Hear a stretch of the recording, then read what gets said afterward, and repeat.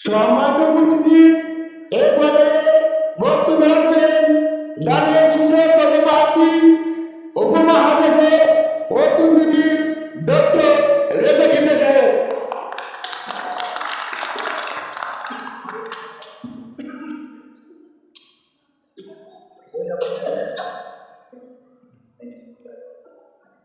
আসসালামু আলাইকুম এলাকার নেতৃবৃন্দ, সুধীবৃন্দ আর আমাদের মুরব্বিয়ান।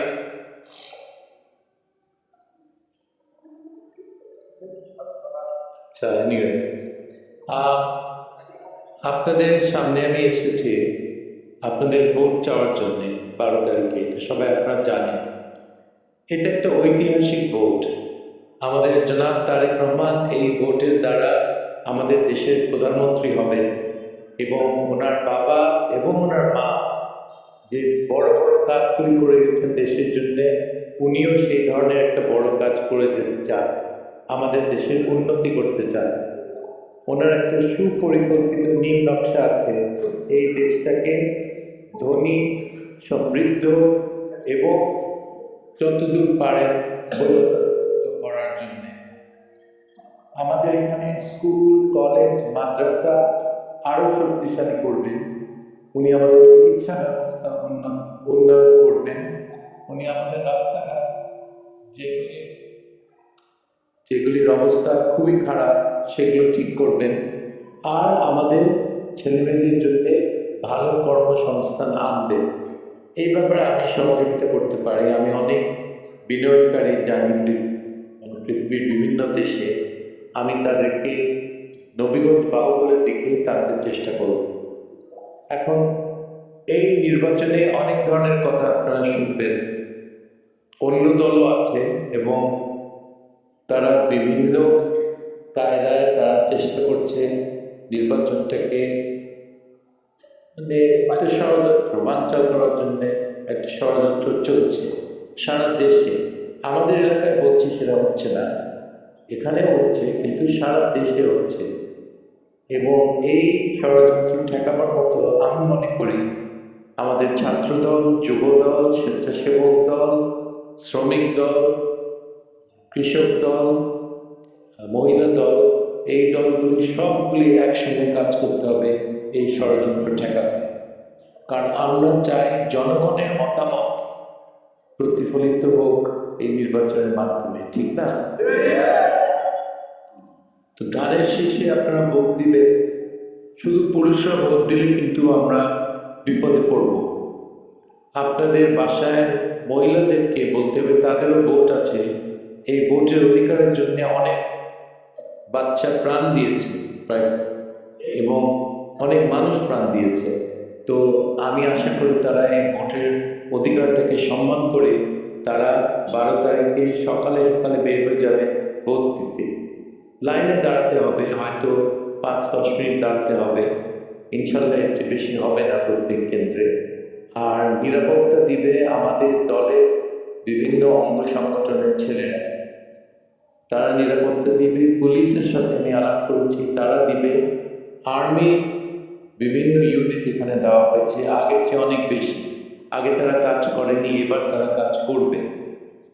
এবং আনসার থাকবে পুলিশের সাথে। পুলিশের সংখ্যা অত বেশি থাকবে না, 3-4 জন প্রত্যেক সেন্টারে থাকবে, কিন্তু 10-12 জন আনসার থাকবে প্রত্যেক ভোট কেন্দ্রে।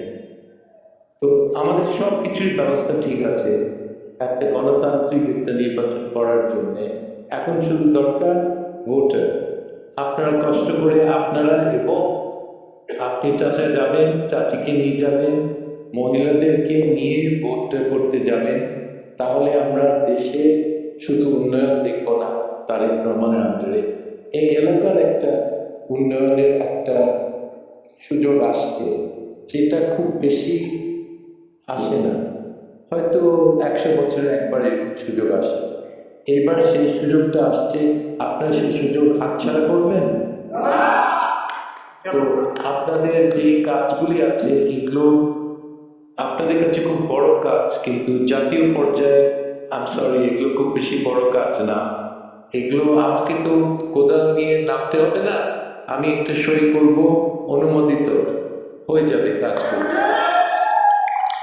আপনাদের কোনো কাজ ফেলবো না, আর আপনাকে 5 বছর অপেক্ষা করতে হবে না।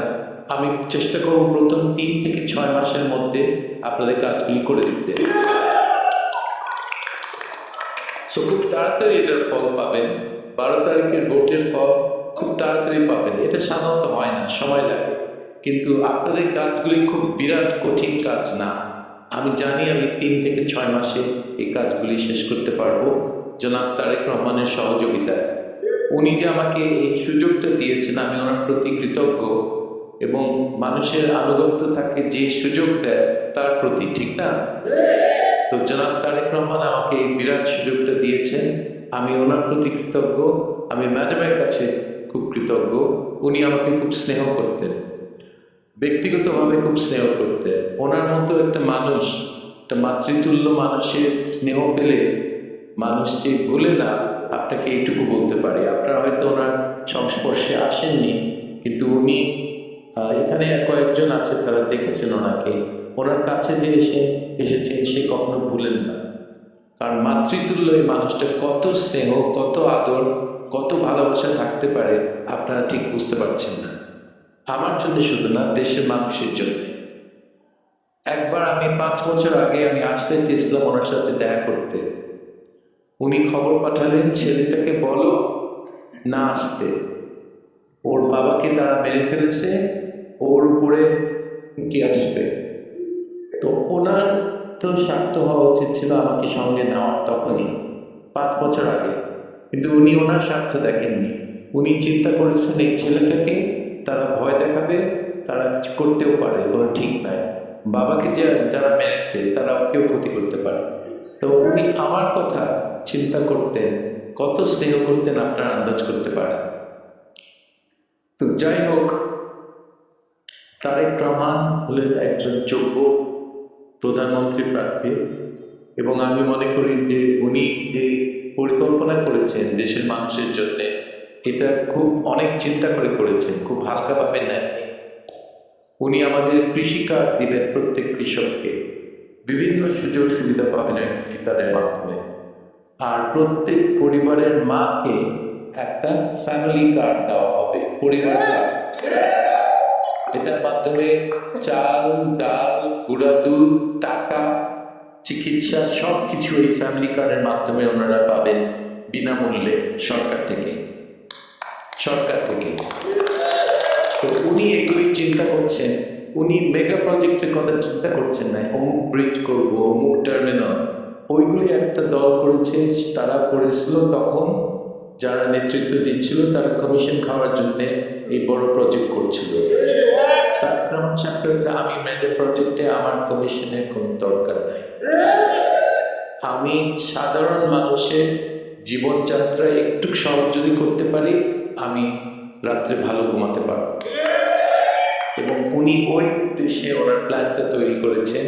আপনারা দেখবেন, আমার মনে হয় আমাদের এলাকায় খুব তাড়াতাড়ি দেখবেন 6 মাসের মধ্যে, কিন্তু সারা দেশে যে পরিবর্তন উনি আনতে চান ওটা 2 বছরের মধ্যে আপনি দেখবেন যে একটা শুরু হয়ে গেছে। যে জিনিসগুলি উনি বলছেন উনি শুরু করে ফেলেছেন। ওনার ইচ্ছা খুব তাড়াতাড়ি কাজগুলি করা। আমাকে বলেছেন যে মানুষের উপকার করতে হলে দেরি করে আমি করব না, আমি প্রথম দিকেই করব, এবং এই উপকারটা যেন এমন উপকার হয় যে তারা তাদের জীবনযাত্রাটা অনেক সহজ হয়ে যায়। তো আপনারা দোয়া করবেন আমার জন্য, এবং সবচেয়ে গুরুত্বপূর্ণ জিনিস হলো ভোট দিতে যাবেন এই দিনে। সবচেয়ে গুরুত্বপূর্ণ বলবো না, দোয়াই সবচেয়ে গুরুত্বপূর্ণ। দোয়ার পর ভোট দেওয়া এবং মা বোনদের ভোট। সো আমি এখানে আমার বক্তব্য শেষ করছি। অনেকগুলি মিটিং করেছি, গলা প্রায় ভেঙে গেছে, কিন্তু আমাকে মাফ করবেন যদি কোনো ভুল ত্রুটি থাকে কোনো বক্তব্যে। কিন্তু আমি মনে করি যে আপনাদের হাতে আপনাদের ভবিষ্যতের চাবিকাঠি। আপনারা যদি না নাড়ান আমি কিছু করতে পারবো না, ভাই। আপনারা আপনার ভবিষ্যতের চাবিকাঠি আপনারা নাড়াবেন, এটাই আমি চাই আপনাদের থেকে। ফেব্রুয়ারি 12-তে আপনারা ধানের শীষে ভোট দিয়ে আমাদের জনাব তারেক রহমানকে প্রধানমন্ত্রী বানাবেন এবং এই সিটটা উপহার দিবেন ইনশাআল্লাহ। অনেক ধন্যবাদ, আমি এখানে খোদাফেজ করছি।